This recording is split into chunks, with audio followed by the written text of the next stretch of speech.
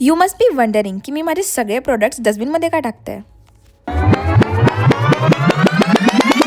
तर गाईज आज मी करणार आहे स्प्लिट फेस चॅलेंज. तर एकीकडे मी लावणार मल्टिपल प्रोडक्ट्स आणि एकीकडे लावणार मी फक्त एक product which is faces Canada matte foundation. तर चला बघूया एंड रिझल्ट कसा मिळते. तर सगळ्यात पहिले ही साईड करून घेऊया मॉइश्चरायझर, नेक्स्ट सनस्क्रीन आणि आता लावतीये फाउंडेशन. आणि आता वळूया नेक्स्ट पार्टकडे आणि इथे मी यूज करणार आहे फेसेस कॅनडाचं 3-in-1 all day hydra matte foundation. Everything ह्याच्यामध्ये आहे, फाउंडेशन, मॉइश्चरायझर आणि सनस्क्रीन. तर मी हे डायरेक्टली अप्लाय करणार.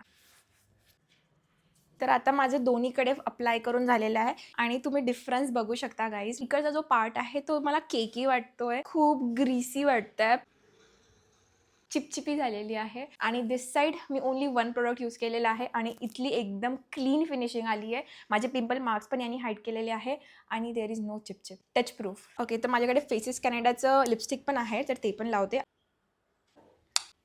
ट्रान्सफर प्रूफ पण आहे. तर चला आता आपण चेतनला बोलूया आणि विचारूया कुठली साईड जास्त छान दिसत आहे. तर मी केलेला आहे स्प्लिट फेस चॅलेंज. तर तुला बघून सांगायचं आहे की माझी कुठली साईड छान दिसते.